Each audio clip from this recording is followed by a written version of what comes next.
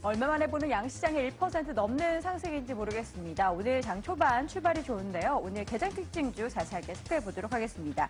먼저 철강업종 강세 가운데 풍산의 주가 흐름이 눈에 띄고 있죠. 트럼프 당선 이후에 있어서의 동가격의 상승에 대한 기대감 덕분에 주가 오르고 있습니다. 현재 주가 4% 넘게 오르며 42,000원 기록이 되고 있습니다. 오늘 시총 상위주 가운데서는 SK하이닉스, 네이버 등의 종목들 흐름 좋죠. 네이버는 웨이브 브라우저 기대에 따른 상승, 또 SK하이닉스는 외국계 매수세가 유입되면서 52주 신고가 다시금 장주 경신하는 모습입니다. 현재 주가 1.91% 오른 45,250원 기록이 되고 있습니다. 자, 롯데케미칼 같은 경우에는 화학 시황의 개선으로 인해서 4분기 실적에 대한 기대감 나타나고 있습니다. 현재 주가 3% 넘게 상승하면서 34만 5천 원 기록이 되고 있습니다. 자, 코스닥 시장에서 SFA 같은 경우에는 SNU 인수 또 이에 따라서 수주 확대가 기대가 된다라는 긍정적인 평가받고 있습니다. 현재 주가 1%대 강세 보이며 58,900원 기록이 되고 있고요. 코데스 컴바인의 주가 급등하고 있죠. 미국의 속옷 브랜드 라이센스 계약 소식 전해지고 있고요. 내년부터 2028년까지 계약은 진행이 될 예정입니다. 현재 주가 19% 넘게 오르며 3,760원 기록이 되고 있습니다. 자, 네이처셀은 미국 FDA 승인에 이어서 한국 식약처에도 이 알츠하이머 치매 관련된 줄기세포 치료제에 관련해서 상업 임상 신청했다라는 소식이 전해지고 있습니다. 이와 함께 주가 7% 넘게 오르고 있고요. 4,850원 기록이 되고 있습니다. 자, 신라젠 바이오벤처 기업인데요. 오늘 코스닥 시장 상장 첫날입니다. 공모가 15,000원이었는데 현재 주가는 15,000원 하회하면서 그래도 주가는 7% 강세입니다. 14,500원 기록이 되고 있습니다. 자, HLB는 최근 루머에 대한 해명을 내놨습니다. 아파트니 관련된 기술 수출 협상이 제대로 진행되고 있다라고 밝히면서 주가 반등하고 있습니다. 6.43% 오른 13,250원 기록이 되고 있네요. 자, 엔디포스는 중국의 스마트폰 제조사의 이 공급 확대에 대한 기대감이 있습니다. 현재 삼성과 애플의 방수 테이프를 납품을 하고 있는데 이 방수기는 도입했다는 기대가 실리면서 주가 2.6%에 오른 11,500원 기록이 되고 있네요. 자, 마지막으로 한국항공우주는 487억 원 규모의 공급 계약 체결 소식과 함께 주가 6거래 만에 반등입니다. 현재 주가 1% 강세 보이며 64,100원 기록이 되고 있습니다. 지금까지 개장 특징주 확인해봤습니다. 네, 지수가 이렇게 모처럼 만에 탄력 강하게 보여주니까 확실히 기분이 좋습니다. 출연하는 분들의 표정 역시나 다 밝은 상황이고요. 자, 이제 특징주 어떻게 더 상승 랠리를 올라가줄 수 있는 종목들 뭐가 있을 것인지 좀 추려보는 게 필요할 것 같아요. 김태환 전문가와 함께 종목 스타트 좀 끊어볼게요. 어떤 거 보셨나요? 네, 일단 시장이 오늘 대체적으로 다 반등이 들어오면서 네. 올라가고 있습니다. 하지만 이런 와중에 그동안 추세가 계속적으로 견조했던 종목과 낙폭 과대되어서 반등을 주는 종목의 두 종목을 좀 살펴봐야 될 것 같습니다. 첫 번째 살펴볼 종목이 풍산에 대해서 좀 빼놓을 수 없을 것 같습니다. 이 코너를 통해서 자주 언급을 해드렸던 그런 종목이고요. 철강 및 금속 업종 가운데 동국제광과 함께 최근 들어서 가파른 고점, 신고가를 보여주고 있는 그런 모습입니다. 물론 풍산 같은 경우는 이미 우리가 언론지상이나 여러 가지 리포트를 통해서 다들 이제 많이 접해봤을 겁니다. 구리 가격 상승에 따라서 3분기 실적까지도 상당히 좋았는데 4분기까지도 실적 자체가 개선세가 뚜렷하지 않을까 이런 기대치가 반영이 되면서 52주 신고가를 보여주는 그런 모습입니다. 물론 두 가지 사업 부분이 있죠. 실질적으로 이제 구리와 관련된 신동 부분과 함께 이와 같은 실적이 어느 정도 구리 가격의 상승에서 안정화되어질 것이다라는 기대치가 반영이 되고 있는 모습이고, 뒤를 이어서 이제 방산 부분 자체도 좀 밀어 올리면서 향후의 성장성적인 부분 자체가 이 주가 자체의 고공행진을 보여주는 뚜렷한 모멘텀이다. 이렇게 정리를 해볼 수 있겠습니다. 자, 일단 거래량 자체가 터져 나오지 않으면서 주가 자체가 외국인과 기관들의 동반적인 순매수 유입이 되면서 오늘 41,950원까지 현재가 보여주고 있는 그런 모습인데요. 장중 고점이 42,200원 정도의 고점을 찍었으니까 실제로 정권사에서 일부 목표 주가를 예견했던 가격대보다 좀 더 높게 올라가고 있는 것이 사실이다. 이렇게 말씀을 드리겠습니다. 아직까지도 이제 거래량 자체가 수반이 되지 않기 때문에 고가권에서 과감한 차익 물량들이 아직은 출회가 되지 않고 있는 그런 모습이고, 외국인과 기관들은 아직 여기까지 어느 정도 고점을 인식하고 매도할 수 있는 그런 부분은 아닌 것이다라고 좀 보여질 것으로 이제 판단이 됩니다.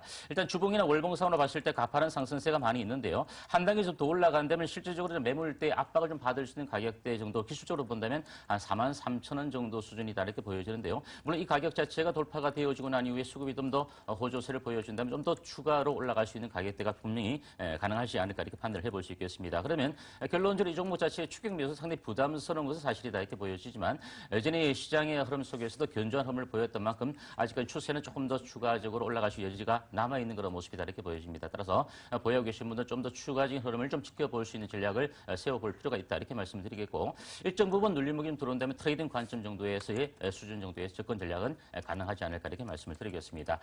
두 번째로 좀 살펴볼 종목은 휘비츠에 대해서 좀 말씀을 드리겠습니다. 물론 최근 들어서 낙폭 과대된 측면 속에서 여러분께 좀 말씀을 드렸던 종목이기도 합니다.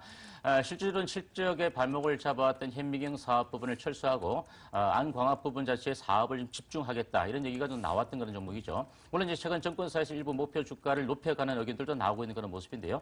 수급진 측면에서 이 종목 자체는 좀 특이하게 외국인과 기관들이 아주 상반된 그런 포지션을 보여주고 있습니다. 계속적으로 기관들의 물량은 매물 압박이 되고 있는 그런 모습이지만 이 물량들 자체를 역시 외국인 투자자들이 일단 매수에 가담해주면서 주가가 하방 경직성을 보여주면서 반등을 좀 시도하고 있는 그런 모습이다 이렇게 보여집니다. 자, 오늘 현재가가 현재 주가 자체가 12,650원 현재가 보이면서 2.8% 정도를 보여주고 있습니다.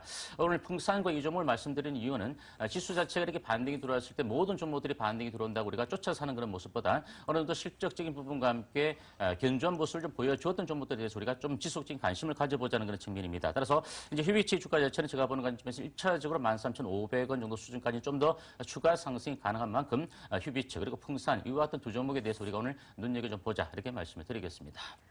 네, 조금 따라가도 괜찮을 종목으로 좀 확 추려주셨네요. 이 두 종목 흐름 잘 챙겨보면서 대응해 보겠습니다. 이항영 위원님의 특징주는 어떤 겁니까? 네, 오늘 김태현 전문가께서 좀 쫓아가도 될 만한 주식 두 개 얘기했으니까 저는 웬만하면 쫓아가지 말자라는 쪽에서 두 종목을 말씀드리겠습니다. 네. 첫 번째는 조선업종이 되겠습니다.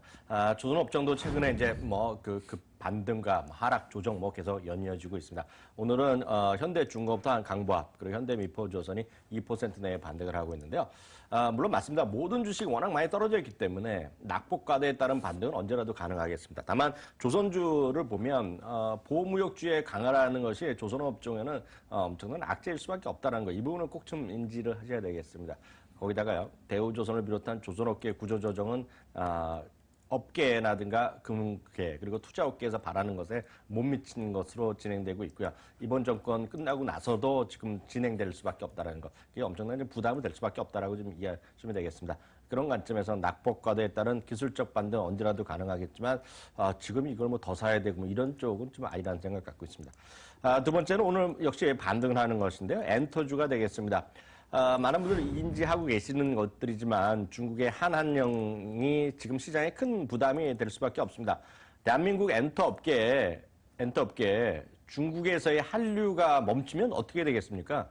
물론 일부에서는 동남아에서 먹고 살고 중남미도 가면 된다 얘기하고 일본도 여전히 있다 그러지만 중국의 시장이 잘 안 됐을 경우에 우리나라 엔터업계의 어떤 큰 어려움은 불가피하다는 생각 갖고 있습니다. 그만큼 많이 떨어졌기 때문에 또 올라갈 수 있겠죠. CJ, CGV도 마찬가지고 여기 CJ, ENM, YG 그리고 뉴, 펜엔터 전부 다 우리가 아는 엔터주 전부 다 마찬가지입니다. 항상 이런 것이 올라갈 때 보면 중국의 한류 갖고 올라갔습니다. 중국의 한류에 어찌되었건 간에 지금 금종령이나 이런 상태에서 주가가 크게 올라가기 쉽지 않다라고 아주 단적으로 말씀드릴 수 있겠습니다. 네, 알겠습니다. 두 분의 시장 특징주 또 컨셉별로 말씀을 주셨네요. 여러분 참고하시길 바랍니다. 자, 오늘 시장 코멘트 들어봅니다. 김태현 전문가님, 저희 어떤 관점으로 대응하죠? 네, 일단 모든 오늘 시장 자체가 반등이 들어오면서 대체적으로 종목들이 다 반등이 들어오는 그런 모습입니다. 하지만 최근 들어서 실질적으로 실적과 성장성에 관련된 주식들이 시장에 반영이 되지 못했던 그런 모습입니다. 오늘 급반등이 들어온다고 하더라도 이와 같은 그 부분들 자체가 과연 기술적 반등인지 연속성의 여부인지 이런 부분들 한 번쯤 우리가 체크를 해봐야 되지 않을까 이렇게 말씀을 드리겠습니다. 네, 최근에 추세적으로 이어지는 흐름이 약하기 때문에 과연 이어질 수 있을 것인가를 좀 지켜보는 대응이 필요할 것 같습니다. 이 위원님은요? 네, 오늘 시작부터 제가 유심히 보고 있는데요. 누가 사는지 알 수가 없습니다. 그 뭐냐면 기술적으로 많이 떨어졌기 때문에 파는 사람이 좀 줄어서 지쳐갖고 좀 반등할 수 있겠죠. 굳이 따지자면 오늘 프로그램 차익 매수랑 비차익이 한 300억까지 들어옵니다. 그러니까 실제로 그거 제외하고 사는 사람도 별로 없는 그런 장세. 그만큼 많이 떨어져 있고 지금 시장에서 소외되는 것이 대한민국 증시다. 거기까지만 말씀드리고 싶네요. 네, 일단 양지수 모두 1% 이상 오르지만 두 분은 다소 조심스러운 접근 전략 여전히 고수하셨습니다. 여러분도 참고하시면서 챙겨가시길 바랄게요. MTN 이항영 전문위원과 MTN 김태환 전문가와 함께했습니다. 두 분 고맙습니다.